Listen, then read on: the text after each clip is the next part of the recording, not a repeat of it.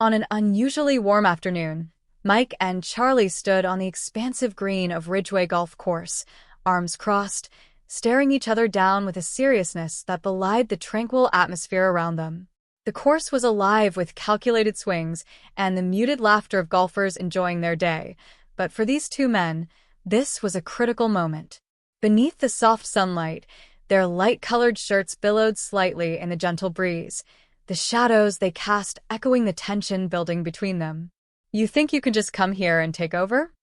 Mike asked, his brow furrowed, shifting his weight from one foot to another. Charlie adjusted his collar, maintaining his steady gaze. "I was here first, Mike. You know that. Our cars are a natural fit for this course." He pointed casually toward the sleek luxury vehicles parked in the backdrop, elegant white and black silhouettes gleaming against the vibrant green grass. "They complement the beauty of Ridgeway perfectly." Mike snorted, a rough sound that cut through the otherworldly serenity of the golf course. "Compliment? Or overshadow? You want to put your name on this place, just like you did before." His voice dripped with accusation, making Charlie's demeanor tighten. "Why are you so worried?" Charlie leaned forward slightly, eyes narrowing. "If the cars are appealing enough for the people here, they'll want to see them. Honestly, using the round of golf to pitch our newest models is smart business."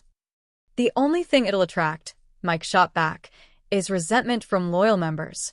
You don't seem to grasp the essence of this course." His eyes searched Charlie's, trying to uncover what drove him to challenge the long-standing relationship that Mike had forged with Ridgeway's members over the years. "Essence? I thought we were talking about cars."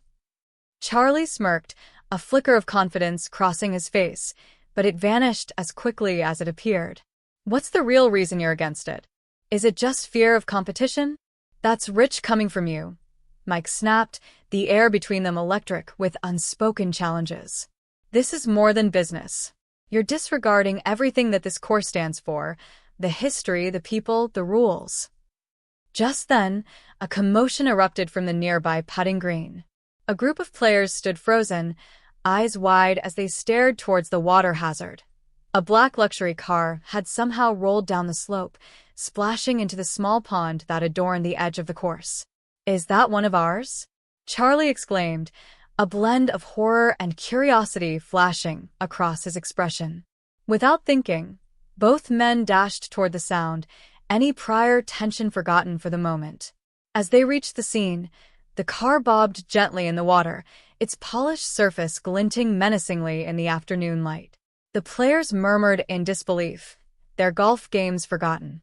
Charlie's expression shifted to shock, but Mike, watching the scene unfold, felt a deeper pulse of dread.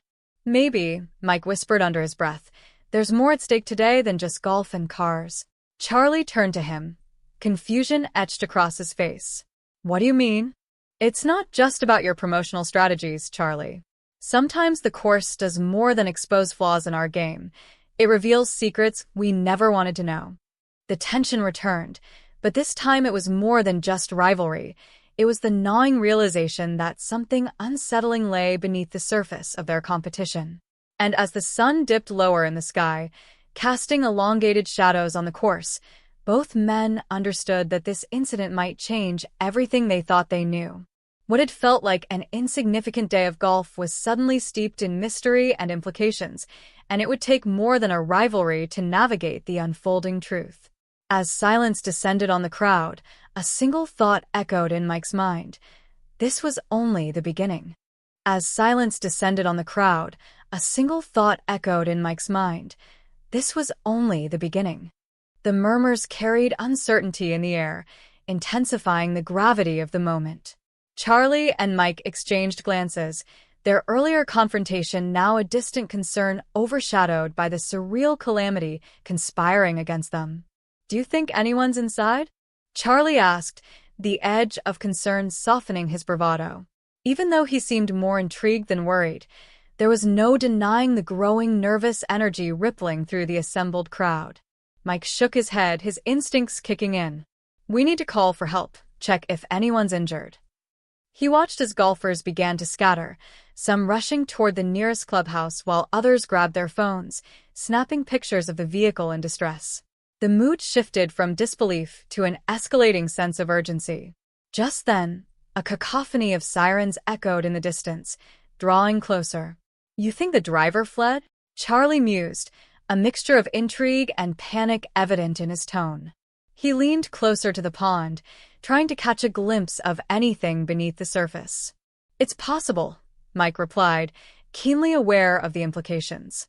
But if this was deliberate? Deliberate? Charlie's eyes widened, caught off guard by the suggestion. "Are you suggesting that someone wanted this to happen? That they purposely drove the car into the water?" "We should ask some of the people who were playing nearby." Mike gestured toward a small gathering of witnesses who had observed the incident. He felt his heartbeat quicken, an unsettling intuition gnawing at him. Sometimes humans hide their motives behind the simplest actions. Charlie nodded, his earlier confidence wavering, replaced by the anxiety gripping the atmosphere. They walked over to the onlookers, questions buzzing in the air. "Did anyone see who was driving?" Mike inquired, scanning faces for any signs of recognition. A tall man with a shaggy beard stepped forward, his brow furrowed. "I was putting on the green," he began, his voice steady despite the chaos. "A couple minutes before the car rolled, I noticed a man near the edge of the hazard. He was acting strange, like he wanted to be seen but not approached. And you didn't think to intervene?" Charlie interjected, disbelief lacing his words. "Normally I wouldn't, but he looked anxious. Like he was waiting for something," the man continued while his eyes flickered to the pond. Then, without warning, it was like he panicked and stepped back. The car just rolled. As the man spoke, Mike's curiosity deepened. "What did he look like?" "Hard to say. Just a flash of light. Then he vanished before I could get a good look." Charlie's brows knitted as the pieces began to connect, creating a jagged puzzle in his mind. "Do you think he had anything to do with the car's fall?" "Everyone is talking about an accident, but what if it's something more?" Mike asked, his voice lowering conspiratorially.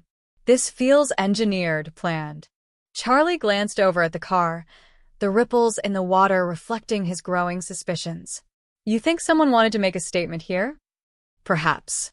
Or maybe it's just collateral damage in a bigger conflict." Mike straightened, his instincts urging him onward. "We need to figure out who that man was, and if he's connected to this course."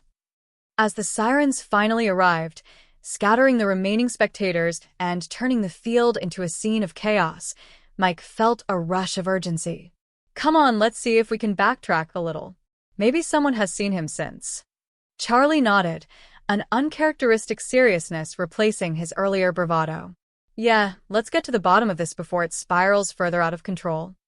They quickly exited the gathering crowd, steeling themselves to confront whatever secrets lay ahead. Driven by a mix of adrenaline and skepticism, Mike felt that the surface of this intriguing mystery was just beginning to crack open, revealing troubling depths beneath.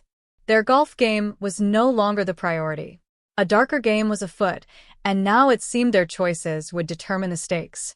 As they ventured further into the heart of the course, the sun dipped lower on the horizon, casting long shadows behind them.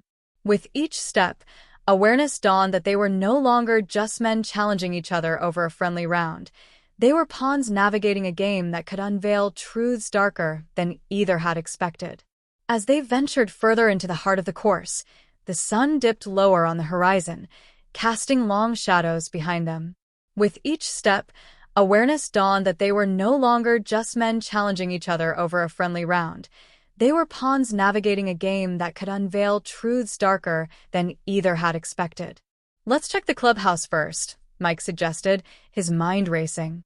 If anyone's seen the man, it's likely someone in there could have caught a glimpse while they were playing. The looming structure was inviting yet intimidating, a bastion sheltering secrets of its own. Charlie followed closely, his earlier bravado replaced by a keen sense of purpose. As they entered the clubhouse, the air shifted from the warmth outside to a cool internal climate, the faint smell of polished wood mingling with the scent of fresh golf carts. Members were scattered across the lounge area, engaged in conversations that were many degrees more relaxed than the urgency outside. "Excuse me," Mike called out, attracting the attention of a couple nearby. An elderly man nodded in acknowledgement, curious eyes peering at them over the rim of his drink. Did any of you happen to see a man near the water hazard earlier? He might have played a part in the car incident. Mike pressed, desperation lacing his words.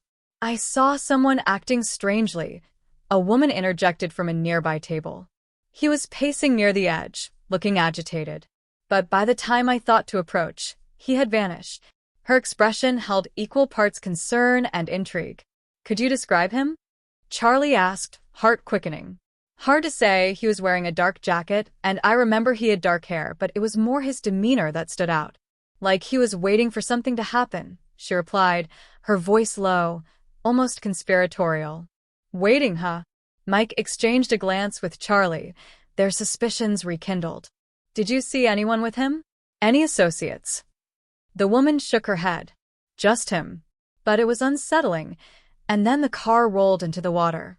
I was sure it must be a joke at first. As the conversation deepened, Charlie leaned in closer. Did you hear anything he said? Anything that might have connected him to the course?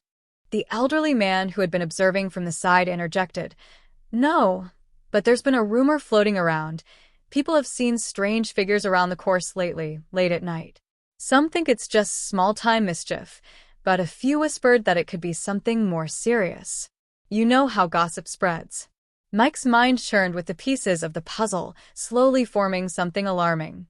The notion that this incident was not isolated but part of an overarching mystery haunted his thoughts. Where have you heard these rumors? Is it connected to our cars? Maybe, the woman added cautiously.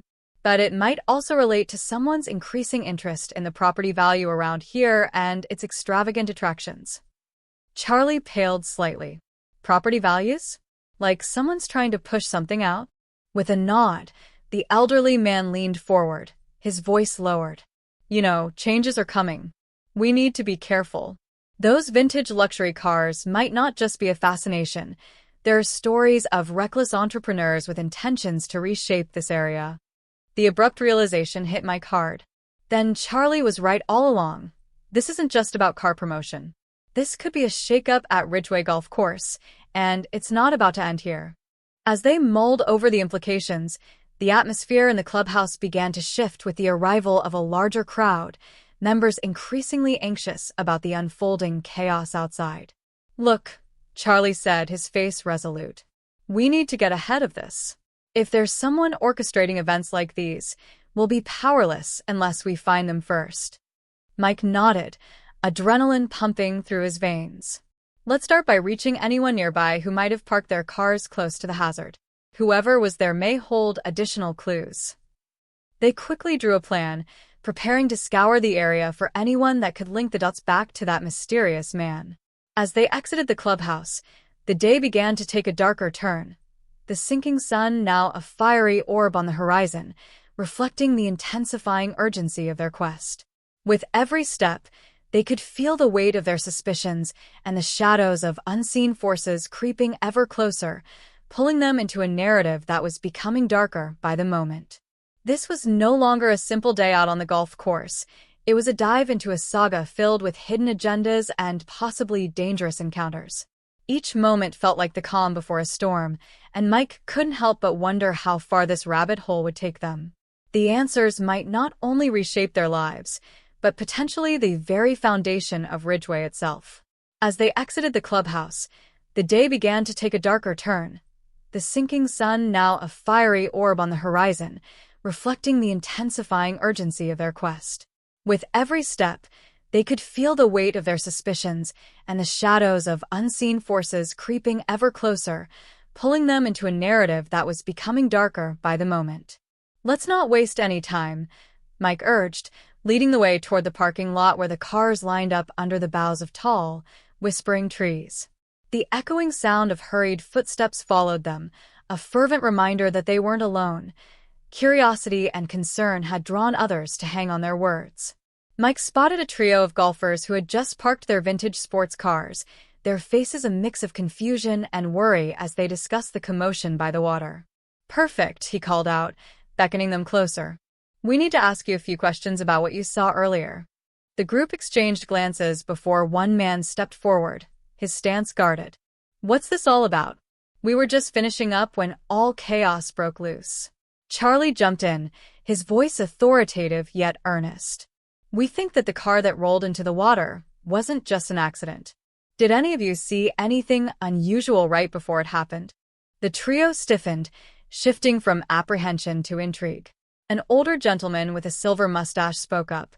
Well, now that you mention it, I did see a man lurking by the hazard before everything went haywire. He was acting nervous, offsetting the atmosphere of the game we were playing. Can you describe him? Mike pressed, heart racing. Just a quick glance. Dark jacket looked, well, desperate, like he was waiting for something to happen, just like everyone else said.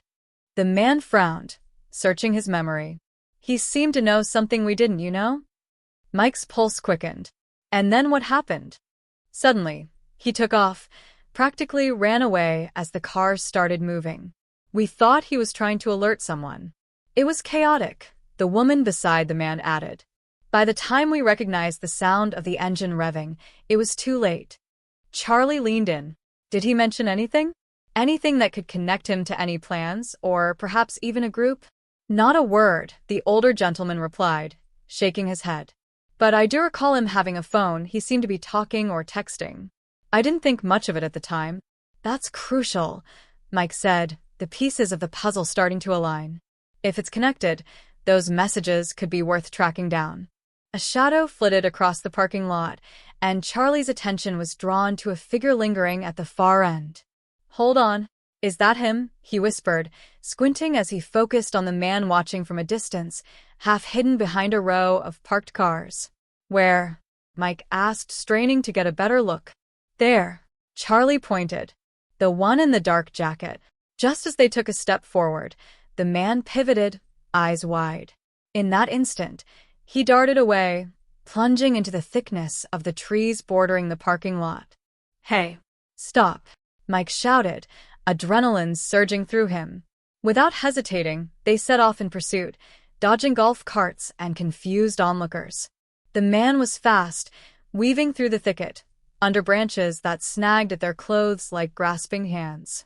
Mike, he's getting away, Charlie exclaimed, his breath coming in short bursts. With a surge of determination, Mike pushed harder, willing himself to close the gap. They chased him deeper into the woods, the sounds of the course fading away, swallowed by greenery and the hum of anxious insects. Suddenly, the man stumbled and fell, the fateful moment of clumsiness revealing shadows of panic on his face. Stop right there, Mike yelled, managing to catch up as Charlie approached from another angle. We just want to talk. The man scrambled to his feet, eyes wild with fear. You don't understand. They're coming for me. I didn't mean. Who? Charlie pressed, edging closer, their words slicing through the thick air. But before the man could reply, a crackle echoed through the trees, a gravelly voice booming from behind. Get down. Instinctively, all three men turned, hearts racing as they witnessed looming figures emerge from the shadows, clad in dark attire, with menacing expressions that spoke of authority, not just over the land, but over those present too. Time froze as Mike and Charlie processed the scene. The tension was palpable, and the weight of dread surged through the air like an electric current. Get away from him, Charlie shouted, stepping protectively in front of Mike. You think you're safer here? One of the figures snarled, ominously. No one's meant to see the truth. The threat lingered unspoken, heavier than the air around them. As Mike searched for an escape strategy, the landscape twisted into an unforeseen horror, the headway they thought they had made only opening doors to deeper entanglements of secrets and deceptions. The very ground that had felt solid beneath their feet now seemed treacherous. They were, in fact, circling into a trap they hadn't fully realized they'd walked into. The chase had unveiled more than they had bargained for. The stakes were getting higher, and the hourglass was running low. They had to navigate this precarious dance with danger carefully. Otherwise, they might not just chase shadows anymore. They might become part of them. The twilight seemed to darken as they stood off against the mysterious figures, the night now alive with uncertainty and cold resolve. In that moment, Mike knew they would have to make choices that could shape their futures, drawing them deeper into a mystery that was more entangled than they ever imagined.